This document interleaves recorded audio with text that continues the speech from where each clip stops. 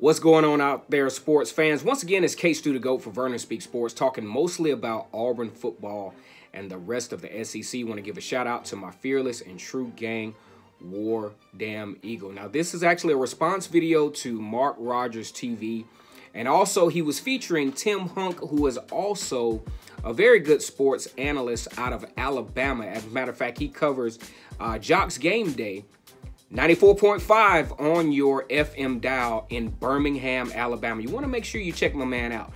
Also, Mark Rogers TV, he covers all types of college football teams. As a matter of fact, in his intro, he usually will mention that it is his mission to cover every team in college football. And here recently, he's made a special effort to talk more about Auburn football based on popular fan demand.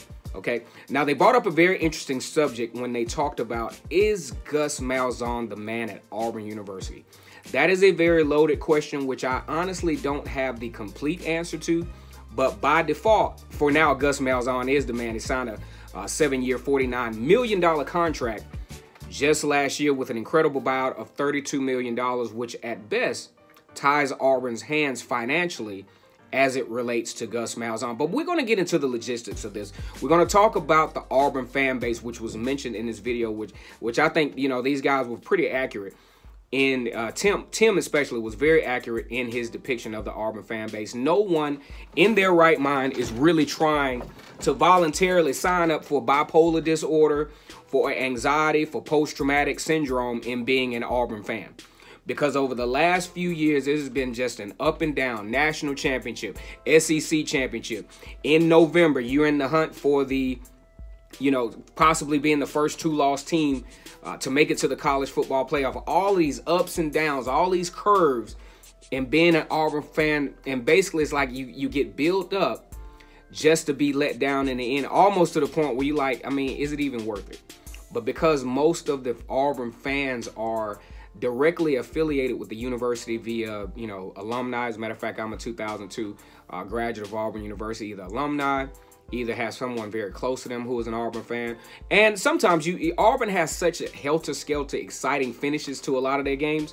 And because of the tenacity in which they play, you know, Auburn traditionally is a school that usually, up until recently, usually doesn't have the talent, that didn't traditionally have the talent that they have now. So they had to play above their level of skill.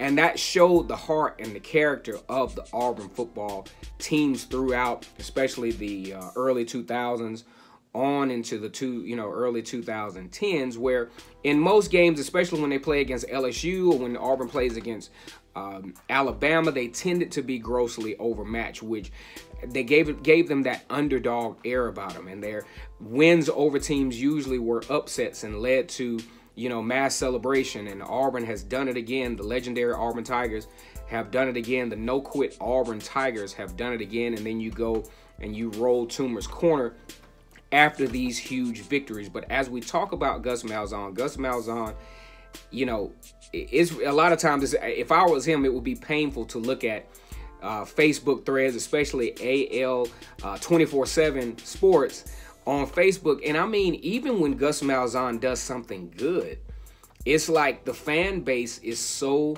pessimistic. It's almost like it's this one particular thread where I was like, oh, here we go. The bitching and complaining, quote unquote, bitching and complaining has started again, because they continuously complain about Gus Malzahn. And, you know, like it or love it, you're stuck with him, at least for next year. And, you know, even after the Purdue game, there was a lot of disdain for Gus Malzahn. Well, he won 63-14, but that still doesn't right the wrong of, you know, all of those different things that has to weigh on the mind of Gus Malzahn. And just for his resilience alone, you know, I really commend Gus Malzahn and his staff for putting together a very great football game against Purdue, a very good game plan, because a lot of people were still kind of iffy as to how that particular game would go. But one thing I can tell you, with what is going on with the Auburn program, outside of the drama, outside of all the unknowns, I think Gus Malzahn, considering his his tenure in college football, has really developed very well as a professional in the SEC and as a coach, because you got to think about it. Gus Malzahn started out obviously at the high school ranks. There's a whole nother level of accountability at that rank, a whole nother level of, okay, I got to recruit and get the types of players that I want. Because if you look at Gus Malzahn in his early stages of his Auburn career, he was depending heavily on quick fixes, because he knew, all right, I got to get in this thing and I have to have an immediate level of competition with Alabama. So what did Gus Malzahn do? When you look at his recruiting then versus now, back in the 2013, I'd say even up to about 2016, Gus Malzahn relied very heavily on junior college transfers. Matter of fact, he got Nick Marshall via the junior college transfer market. Even got Cameron Artis-Payne, who was there, via the transfer market.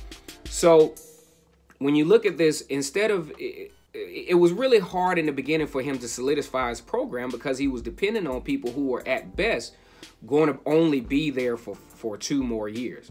Okay, and a lot of those guys, even dating back to the Cam Newton era, a lot of those guys would do their 1 year and then they were out. And it's very hard to sustain a program when you have players who are basically 1 and 2 or done. You can't create the kind of continuity that you want to create when you have this type of turnover, players-wise, especially in your leadership, like your quarterback, running back, linebackers, things of that nature, just leaving out as soon as as soon as that 1-2 year number hits. So that's one thing that I see that is going to go in his favor, because for the first time this season, especially on defense, he's going to be loaded with returning talent. I mean, being able to convince Derrick Brown to come back was huge for the Auburn program, was huge for the defense, and is definitely going to lend some leverage to the linebacker position, as those guys, are going to be forced in position. You're going to have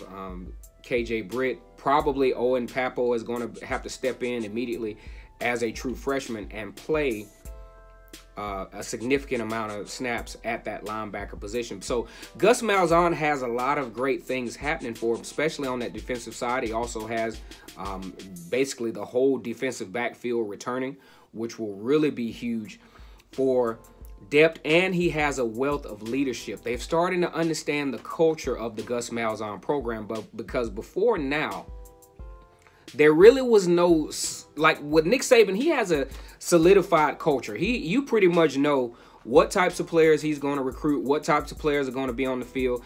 At a certain point, they all start to even look the same, because it seems like he has a chart where he's like, okay, I want this size player, this size player. There's a lot of continuity in Nick Saban's program, which I think it's going to be something that you're going to start to see with Gus Malzahn, especially with him being able to bring those players back for this year. And I will go out on a limb and say defensively, this is probably going to be one of the better defenses top to bottom that I think Auburn has ever had. When you look at the safeties, cornerbacks, linebackers, a little inexperienced but very athletic at that linebacker position. But my goodness, the defensive line, the leadership in that interior defensive line, even some of the reserves from last year getting some incredible experience, is going to pay dividends for Gus Malzahn this year.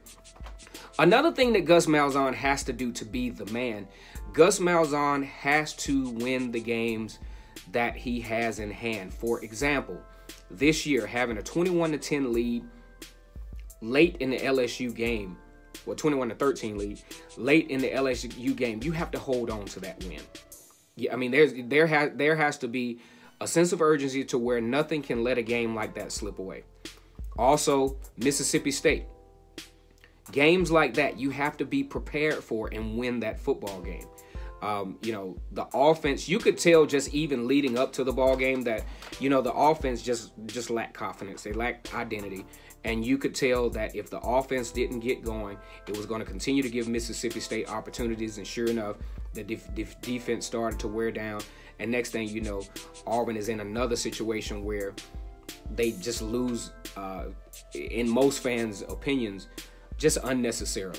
And that's one of the things that's going to help Gus Malzahn become the man, is you have to win those winnable games, especially the big winnable games. Because one thing about the Auburn fan base, you can rest assured, if you had a legitimate chance, a legitimate shot at beating LSU and you don't do it, you getting on a press conference at the end of the game saying we had it, we had our chances speech, that's going to piss the Auburn fan base off even more. And that's something that Gus Malzahn has to get out of. And that's one of the things about Gus Malzahn that the fan base just does not like, is how lackadaisically he loses the big games. One thing that he definitely has to do is he's going to have to continue to recruit at a high level. I think this recruiting class is going to be solid. As long as they can land George Pickens, it's going to be absolutely solid. I think Auburn has a chance to do something very special.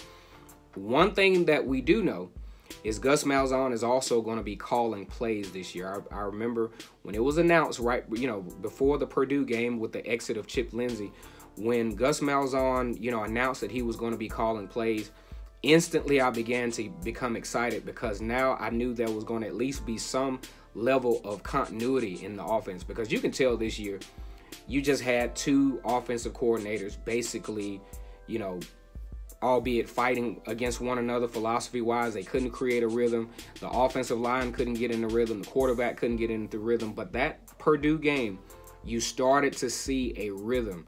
And you started to see Gus Malzahn really be able to see those mismatches that you can't see if you don't have any continuity in your play calling. So I think it's going to be very important for Gus Malzahn to make the proper adjustments as he's done in the past. Offensively, he had no problem when calling plays. The 3 and outs and all that other stuff really didn't happen on a high level when Gus Malzahn was mostly calling the plays.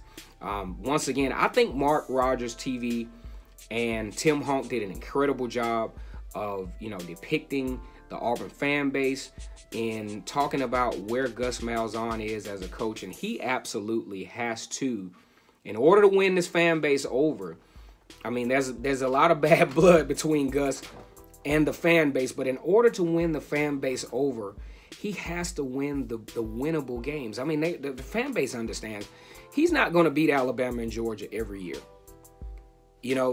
But you can't lose to Georgia and Alabama in addition to losing to Mississippi State and Tennessee. You just can't do that. You're going to cause a very prideful fan base. Auburn is a very prideful fan base, and after a while, for a fan, it gets old having to explain, having to quote what they considered an idiot for a coach. I don't think Gus Malzahn is an idiot. I think has developed into a very good coach and a very good professional in the SEC, but he has to understand the culture, the program, that he has to have in his heart. Hey, we got to win this game. We got it. We got to win it. Okay. And that's the mentality that he has to have.